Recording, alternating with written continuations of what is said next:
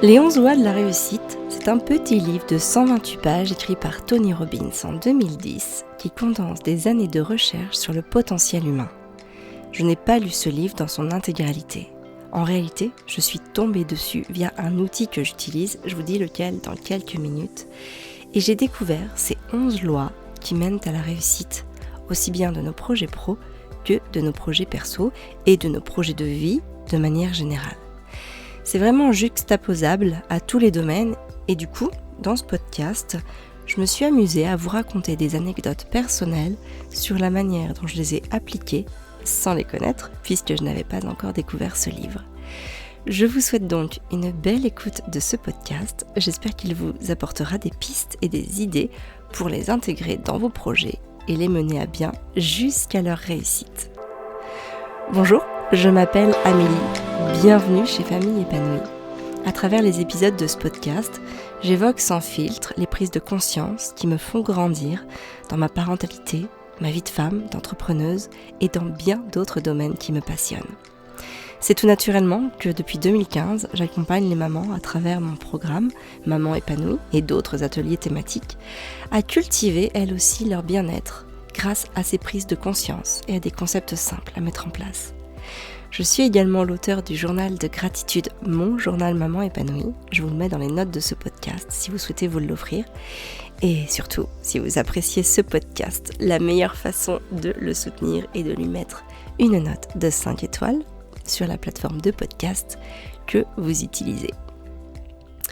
Je vous disais en intro que je n'ai pas lu ce texte de Tony Robbins dans sa version intégrale. Mais je l'ai simplement écouté en podcast via le site Coober qui propose des résumés de livres. J'aime bien ce concept qui me fait découvrir des livres, qui me permet d'en avoir une bonne idée avant, éventuellement, de les lire dans leur intégralité. Alors je précise que c'est non sponsorisé, que je paye mon abonnement qui est à un petit peu moins de 8 € de mémoire tous les mois depuis un peu plus de 3 ans à présent. Mais je trouve le concept très intéressant parce qu'il me permet d'avoir des idées phares d'un livre et donc de pouvoir cultiver mon goût, ou en tout cas mon envie, de le lire plus profondément en me l'achetant ou en l'écoutant sur un livre audio, mais du coup, pour cette fois-ci, dans son texte intégral. Alors je tiens aussi à préciser que les titres des 11 lois que je vous propose ne sont pas forcément les mêmes que celles de la version de Tony Robbins, mais qui sont le fruit de mon interprétation. Voilà, donc sans transition, passons à ces fameuses 11 lois de la réussite qui, je l'espère, sauront porter leurs fruits dans vos vies de tous les jours. La première, c'est renverser la situation. À plein de moments de notre vie, on se retrouve face à des situations plus challengeantes que d'autres. Problèmes de couple, séparation conjugale, perte de revenus, projet qui prend l'eau, embûches qui nous tombent dessus sans prévenir, problèmes dans la famille, etc., etc. Bref, tous ces aléas dont évidemment on se serait bien passé. En fait, l'idée ici, c'est de mettre son énergie vers le futur. Ce que l'on va faire, la manière dont on va agir, comment est-ce qu'on va réfléchir à ses actions, au lieu de s'apitoyer ou de ressasser sur ce qui s'est passé, ou en tout cas d'y passer trop longtemps, d'y mettre trop de temps et trop d'énergie. Parce que ça pourrait alors provoquer une certaine inertie handicapante pour mener à bien nos projets. Je vais vous raconter comment on a transformé un gros problème de couple avec Fabien, mon mari, en une véritable force. Donc, parfois, on a eu du mal à communiquer. Alors, comprenez par là sans filtre qu'on s'engueulait. Parce que lui revenait toujours à parler d'un truc qui s'était passé dans le passé, alors que moi, j'évoquais la manière dont on pouvait aller de l'avant. Lui, il avait besoin de parler de ce qui s'était passé, alors que moi, j'en voyais pas l'intérêt, puisque pour moi, ce qui était passé, et que j'avais à présent de me dire, ok, mais puisque je ne peux pas changer le passé, qu'est-ce que je peux faire dans l'avenir pour que ça ne se reproduise pas ? Et c'est finalement grâce à un coaching qu'on a fait tous les deux, ensemble, en même temps, où on a pu parler, chacun son tour, exposer ses points de vue et l'intérêt qu'on avait de voir les choses comme ça, qu'on a pu identifier ce problème et qu'on a pu travailler dessus. Moi, j'ai compris que Fabien avait besoin qu'on revienne, en tout cas un instant, sur ce qui s'était passé, pour qu'il puisse poser, en tout cas exprimer ses émotions par rapport à ça. Et lui, il a compris que j'avais besoin de me tourner vers l'avenir pour ne pas reproduire la même erreur.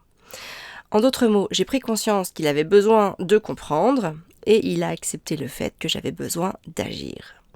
Et finalement, lorsqu'on a accueilli ça, notre couple s'est renforcé parce que ça a fait émerger notre complémentarité. Fabien, c'est quelqu'un qui est plus dans l'analyse et moi, je suis plus dans l'action. Alors, ça ne veut pas dire que Fabien n'est pas dans l'action et que je n'analyse pas, attention, hein, évidemment, mais en tout cas, ça veut dire que notre dominante au niveau comportemental est ainsi. Donc voilà comment on a renversé un problème relationnel pesant, hein, il faut quand même le dire, en une force dans notre couple. On a pris conscience qu'à nous deux, nous avions les deux ingrédients indispensables, l'esprit d'analyse et la volonté d'agir pour avancer sans reproduire les erreurs du passé. Peu importe ce que vous êtes en train de traverser, pour vous aider, vous pouvez garder à l'esprit que chaque situation inconfortable prendra fin à un moment ou à un autre, parce que les difficultés ne sont que passagères et rien n'est définitif ni figé. L'analyse et l'action sont deux aptitudes qui nous ont toujours fidèlement aidés à renverser n'importe quelle situation. Il peut y en avoir d'autres, bien évidemment, à vous de cultiver les vôtres. La deuxième loi, c'est l'échec n'existe pas. Celle-là, on commence à bien nous la rabâcher en boucle un peu partout depuis quelques années, donc je pense que vous avez déjà dû l'entendre. Mais j'imagine aussi que si on l'entend de manière aussi prononcée un petit peu partout, c'est qu'elle commence à porter ses fruits. C'est intéressant de savoir qu'aux États-Unis, par exemple, la culture de l'échec est bien plus valorisée qu'en France, où elle a trop longtemps été synonyme de fatalité. Si un projet capote, on aura peut-être plus de difficultés à retrouver des financements pour se lancer dans un nouveau projet, par exemple. On aura plus de difficultés à reconquérir la confiance des autres, à reconquérir aussi la crédibilité ou à retrouver sa légitimité. Alors qu'aux États-Unis, l'échec fait partie intégrante de chaque réussite. Et même paradoxalement, c'est aussi en partie sur cela que reposent les success stories. Quand on parle de success story, ce qui est extraordinaire, c'est qu'à chaque fois, il y a eu des personnes, des héros, donc, qui sont tombés très très très très bas, plus bas que bas, pour pouvoir se relever. Et plus le héros est tombé bas, plus la success story est fulgurante et attrayante et intéressante. Donc voilà, je trouve que c'est quelque chose dont il ne faut pas avoir peur de cultiver, et pour ça aussi, il faut savoir accepter sa fragilité et sa vulnérabilité et son incapacité à toujours ne vivre que des succès. En ce qui nous concerne, si on a réussi à créer notre liberté financière et géographique avec l'entreprise Famille Épanouie, c'est grâce à un échec professionnel cuisant. En 2009, on décide de monter notre boîte. On choisit de créer un site e-commerce sur la niche du réflexe numérique. Mais les marges sont faibles et la concurrence est très rude, peut-être trop rude pour deux personnes comme nous. En tout cas, ce qui s'est passé, c'est qu'au bout de presque 4 années de galère, sans pouvoir faire de bénéfices, on décide de tout plaquer pour créer Famille Épanouie. Aujourd'hui, avec le recul, on en est heureux, parce que notre activité nous permet de vivre là où on veut, sans aucune limite géographique ni de temps. Et si notre première entreprise, elle avait été rentable plus vite, peut-être qu'on se serait laissé enfermer dans cette forme d'entrepreneuriat qui finalement ne nous faisait pas vibrer à 100%. Parce que oui, on aurait eu la liberté financière, mais pas la liberté géographique qui pour nous est fondamentale. La troisième loi, c'est d'apprendre à décider. Et là, c'est fondamentalement nécessaire d'apprendre à décider de réussir. Lorsqu'on était encore en poste, dans nos boulots salariés en région parisienne, j'étais vraiment pas épanouie. Je pleurais souvent dans les toilettes de mon entreprise. J'avais pas le moral, j'aimais pas forcément ce que je faisais. Il n'y avait pas de sens. J'étais gestionnaire de produits achats. Je révisais les stocks dans des immenses magasins de chaussures directement importés de Chine. Bref, c'était pas terrible. Et j'ai même envie de dire que c'était si terrible ce que je vivais à l'époque que je pense que ça a été moteur pour quitter notre job à ce moment précis. On avait cette idée d'entrepreneuriat en nous. C'est quelque chose qu'on voulait à partir du moment où, j'ai même envie de dire, on s'est embrassés pour la première fois. Mais on n'avait pas forcément cette temporalité-là, précise. On aurait fini par quitter nos boulots à un moment ou un autre parce que voilà, on avait ce désir en nous. Mais à un moment, j'ai été le moteur pour le faire à ce moment précis. On ne savait pas encore ce qu'on allait faire. Quand on a quitté notre job, il faut bien avoir conscience qu'on ne savait absolument pas ce qu'on allait créer comme entreprise. Mais on avait déjà pris la décision de réussir. On ne se laissait pas d'autre choix. Et je me rappelle que je me nourrissais de cette détermination dans les mauvais moments, ou lorsque je traversais des phases de désespoir. Et souvent, en fait, je demandais à Fabien, on va réussir un cœur. On est sûr qu'on va réussir. Et en fait, il me reversait de son choix d'avoir décidé de réussir dans les moments où je doutais pour pouvoir me redonner la confiance dont j'avais besoin. Et j'allais mieux presque instantanément parce que je me rappelais notre décision. Celle de choisir, de faire le choix, de prendre la décision de réussir. La 4e loi, c'est construire ses croyances. Ce que l'on pense être est issu de tout ce que nous avons reçu, entendu, cru, de tout ce que les autres ont dit à notre sujet, des événements traumatisants qu'on a vécus, etc., etc. On est façonné par tout un tas d'éléments, de situations et d'événements plus ou moins déterminants. Et le vrai problème, c'est qu'à force de l'entendre, on finit par y croire. On finit par être cette personne que l'on pense être. Et je vous cache pas que ça peut être problématique, voire dévastateur, lorsqu'on fait l'objet de critiques négatives depuis l'enfance, du genre « tu peux pas faire ceci ou cela, tu es trop petit, tu n'es pas capable de faire ceci ou cela », ou que l'on a vécu aussi des événements profondément traumatisants, le chômage, le deuil, le viol, le divorce, etc., etc. Il y a quelques semaines, j'interviewais Elodie Bossan dans le cadre de la masterclass Famille épanouie plus, et elle me confiait ses grosses galères entrepreneuriales et aussi ce qu'elle s'est répété inlassablement chaque jour pendant tous ces mois de galère où elle ne voyait plus le jour.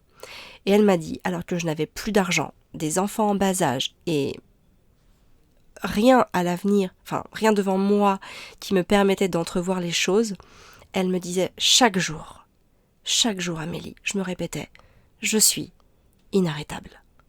Elle s'enregistrait même sur son dictaphone pour se l'entendre dire, pour se le répéter inlassablement.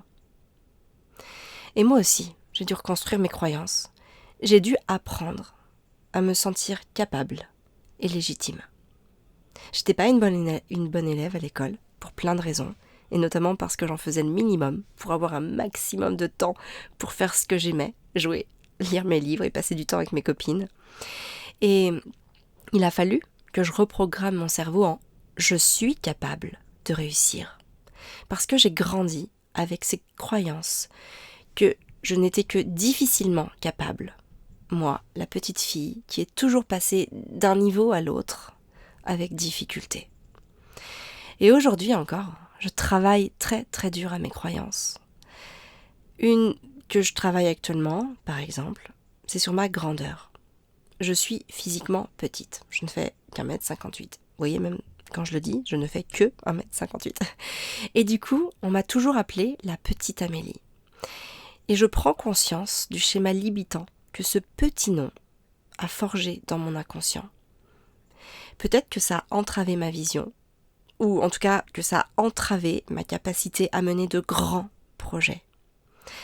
Alors voilà, c'est pas toujours confortable, mais depuis quelques mois, je travaille sur cette croyance-là. Et surtout, n'oubliez pas que commencer à croire en quelque chose n'engendre pas tout de suite des résultats. Le temps a aussi son rôle à jouer. Je travaille sur mes croyances, mais je sais que ce n'est pas parce que j'y travaille maintenant que je vais avoir un changement maintenant. Il y a des choses qui doivent être intériorisées, il y a des choses qui ont besoin de temps, et il faut pouvoir l'accepter pour qu'elle puisse se transformer. La 5e loi, c'est se concentrer sur l'essentiel. On a naturellement tendance à se laisser happer par le stress et l'anxiété. Depuis la nuit des temps, l'homme est face à des problématiques pour assurer sa survie. Il y a 200 000 ans, il s'agissait de survie au sens propre du terme, d'échapper à la mort, que ce soit à cause d'une blessure, à cause d'un animal sauvage, à cause d'une maladie, quoi que ce soit. Aujourd'hui, nos mécanismes de fonctionnement primaires n'ont pas beaucoup changé. Seul l'objet de notre stress et de notre anxiété a véritablement évolué, puisque nos soucis sont aujourd'hui en majorité de l'ordre du matérialisme. Mais comme notre système de réaction n'a que très peu évolué, notre cerveau nous met toujours face à cette palette d'éventualités afin de nous faire choisir la meilleure solution pour nous. Et comme nous ne sommes plus en danger de mort immédiate et imminente, dès qu'on franchit le pas de notre porte en tout cas, cette palette d'éventualités, elle s'est transformée en tous les petits tracas et problèmes quotidiens. Et le vrai problème, c'est que c'est une réelle perte de focus, de temps et d'énergie. Comme tout le monde, puisque c'est avant tout physiologique, je le rappelle, je suis moi aussi en proie à cette chronicité de stress, plus ou moins intense selon les périodes ou les enjeux. Dans ces moments-là, je fais cette pause incroyablement salvatrice qui consiste, en toute simplicité, à fermer les yeux et à me poser la question. Est-ce que là, tout de suite, je suis en danger ? Est-ce que là, tout de suite, j'ai un problème ? Très souvent, la réponse est non. Alors, ça me permet de prendre conscience que la réalité de mes problèmes existe avant tout dans mes pensées. Me reconnecter à la paix de l'instant présent m'aide à relativiser et à être objective sur la réelle intensité, gravité ou urgence de mes problèmes et de pouvoir agir avec plus de recul et de discernement. La 6e loi, c'est se poser les bonnes questions. Il n'y a pas de mauvaise réponse, seulement des mauvaises questions.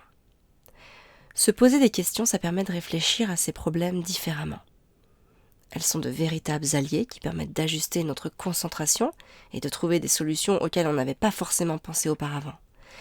On peut même en user avec les autres, afin de les aider. S'ils en éprouvent le besoin ou s'ils nous en font la demande, on peut leur poser des questions. C'est pas toujours évident de se poser les bonnes questions. Pour m'aider, je reprends régulièrement les questions du livre The Coaching Habit de Michael Bungay-Stanier. Il n'y a pas encore de traduction en français de ce livre à ce jour, mais il est simple d'accès, parce que même moi, qui n'ai pas encore un niveau d'anglais très fluide, j'ai pu le bouquiner et en tirer les questions qui allaient m'aider au quotidien, dans tous les domaines de ma vie. Je vais vous lire les questions, peut-être que vous pourrez faire pause, le temps de les copier, si vous souhaitez vous les poser la prochaine fois que vous rencontrerez une situation challengeante. Je vous les lis comme je me les pose, mais si vous les posez à quelqu'un, évidemment il suffit de remplacer « je » par tu, bien entendu. Et si vous souhaitez en savoir plus sur l'interprétation de ces questions, je vais vous mettre la référence du livre dans la description, mais aussi je vais vous mettre le replay du Famille épanouie live qui a eu lieu en septembre 2021, dans lequel une de mes interventions est dédiée à ces questions. Donc j'y évoque mon interprétation, la manière dont je les accueille et ce qu'elles éveillent en moi. Donc je vous mets le lien de ce replay en description de ce podcast. Alors, les questions, c'est de quoi est-ce que j'ai le plus besoin ? Est-ce qu'il y a autre chose ? Qu'est-ce qui m'empêche d'y parvenir ? Qu'est-ce que je veux vraiment ? Comment je peux m'aider ? Faire ce choix m'implique de renoncer à quoi ?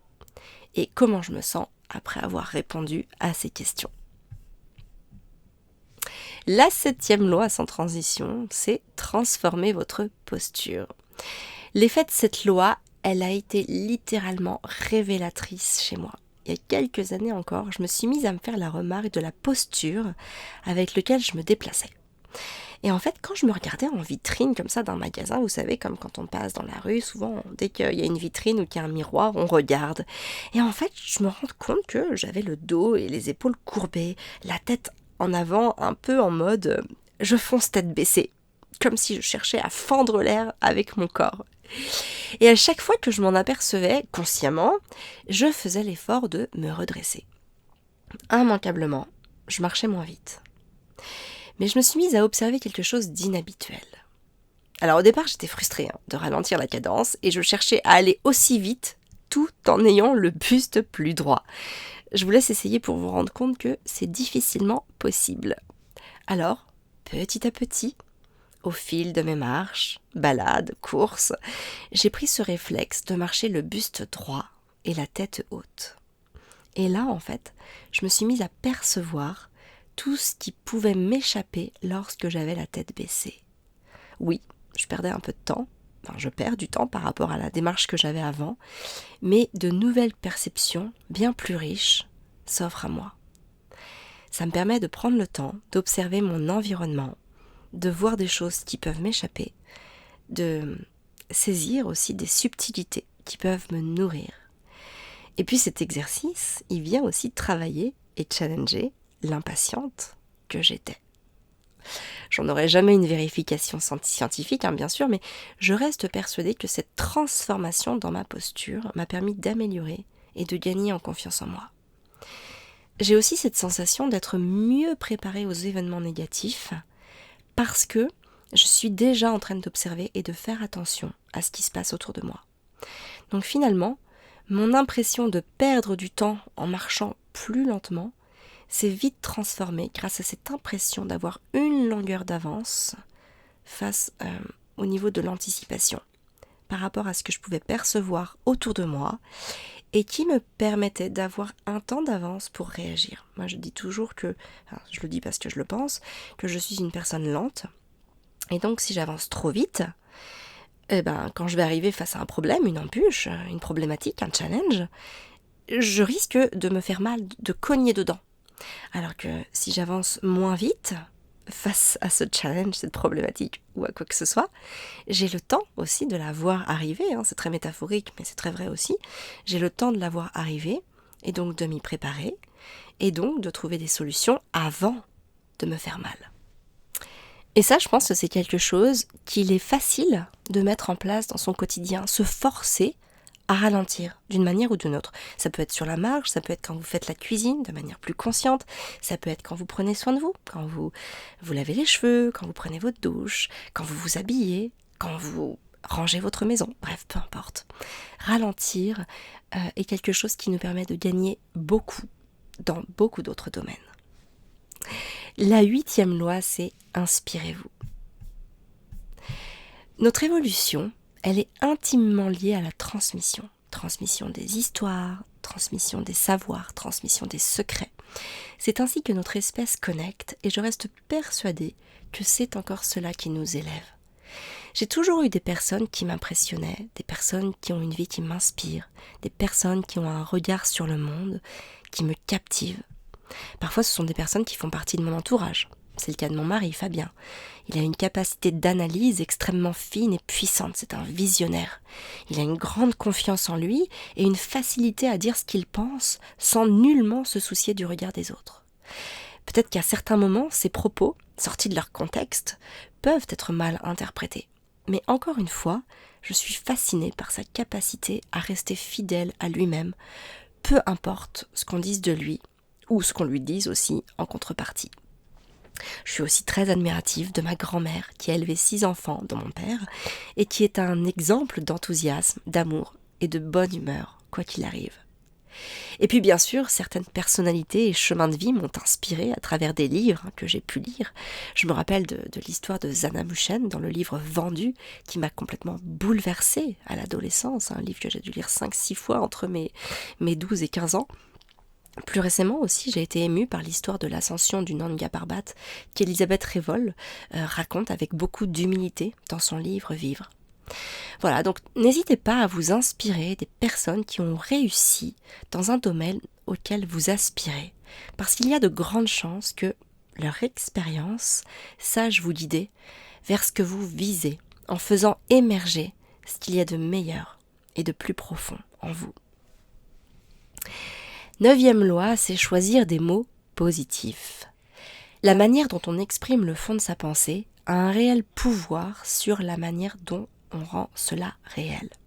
C'est quelque chose dont j'ai pris conscience avec le développement personnel Et pour mon plus grand bonheur, je me suis aperçue aussi que c'était quelque chose que je faisais de manière complètement naturelle, sans m'être jamais posé la moindre question, ni que j'ai dû faire, que cela soit le fruit d'un travail sur ma manière de formuler ou de me formuler les choses. Par exemple, je vous explique. Après une nuit rude, parce que les enfants ont enchaîné les réveils, nombre de parents se lèveraient le matin en se disant « j'ai trop mal dormi, c'était la pire nuit de ma vie, je suis complètement crevée ». Alors que moi, lorsque ça m'arrive, parce que ça m'arrive encore, je me lève et je me dis le matin « je manque d'un peu de sommeil ». Ou alors « c'est pas ma meilleure nuit » ou « je suis pas au top de ma forme ». Dans les faits, vous allez me dire que ça change pas grand-chose. Mais dans la réalité, ça change tout. Parce que nos mots ont une force incroyable et considérable sur nos pensées. Donc lorsque vous vous dites « j'ai trop mal dormi », votre cerveau, il enregistre que la nuit a été rude et compliquée et que ça va être difficile aujourd'hui. Mais si vous vous dites « je manque d'un peu de sommeil », vous envoyez l'info que vous aurez sûrement à vous coucher plus tôt ce soir, mais que votre journée n'est pas foutue pour autant. Et en fait, je fais ça instinctivement pour tout. Je vais dire « je me sens pas très bien » au lieu de « j'ai une grosse crève » par exemple. Mon cerveau enregistre très bien au lieu de « grosse crève ». Et en fait, l'idée ici, c'est que je hack mes perceptions pour m'aider à aller mieux et à visualiser les choses sous un angle beaucoup plus positif. Donc, je vous laisse observer votre dialogue intérieur ces prochains jours. Prenez conscience de ce que vous pouvez faire pour le faire évoluer. C'est vraiment une observation très intéressante que je vous invite à faire et qui peut vous apprendre, qui peut vous en apprendre long sur vos mécanismes de réaction, notamment. La 10e loi, c'est prendre soin de soi. Lorsque la vie devient trop stressante ou agressive, c'est important d'avoir une base sur laquelle se reposer. Nous, on est par exemple très nomades. On passe pas beaucoup de temps au même endroit et parfois le rythme est rapide, voire soutenu. Alors une vitesse que j'appréhende maintenant avec beaucoup plus de facilité qu'avant, serait-ce le fruit du travail sur ma posture et donc le fait comme je ralentis les choses, j'ai plus de temps pour y réagir et pour trouver des solutions. Je ne sais pas, c'est peut-être un axe de réponse. En tout cas, quoi qu'il en soit, j'ai besoin de lenteur, de respecter mon rythme et celui de mes enfants. J'ai besoin de me déconnecter des performances. J'ai besoin de me recentrer sur moi-même et mon cocon, ma famille. Et pour cela, où que nous soyons, je prends soin de moi, notamment grâce aux livres que j'emmène partout avec moi. Lorsqu'on part en avion, parfois, Fabien il râle un petit peu en tout cas, parce qu'il me voit emmener plusieurs kilos de livres, mais finalement il l'accepte toujours parce que je préfère emmener des livres que d'emmener des habits par exemple. Alors j'emmène quand même quelques habits, mais j'en emmène pas beaucoup. J'emmène 1 ou 2 paires de chaussures, une paire de baskets, une paire de sandalettes et c'est tout. Et dans mon camping-car aussi, j'ai ma bibliothèque. J'ai emmené avec moi plus d'une dizaine de livres, en plus de ceux pour les enfants. Parce que les livres sont mon échappatoire lorsque certaines choses m'échappent, me laissent perplexe ou me blessent. Je m'y plonge, je m'y perds, je m'y noie. Observez comme la métaphore est puissante lorsque j'en parle. On sent la rupture d'un monde trop brusque, trop contraignant, qui me pousse à fuir vers ce qui me fait du bien. Et vous savez, dans mon journal Maman épanouie, chaque jour, la lecture est le moment que je me prévois dans ma promesse de prendre soin de moi. Il peut parfois y avoir d'autres choses qui s'ajoutent, mais la lecture reste un socle de base qui me permet de poser un regard confiant sur le monde. Alors, quelles sont les choses que vous pouvez faire vous aussi chaque jour pour prendre soin de vous ? Ça, c'est une question très très importante à se poser. Et enfin, la 11e loi, c'est se lancer un défi. Avoir un défi est l'un des moyens que j'utilise pour donner le sens que je veux à ma vie. Un défi, ça nous fait sortir de notre zone de confort, ça nous challenge, ça nous amène des contraintes et des difficultés nouvelles.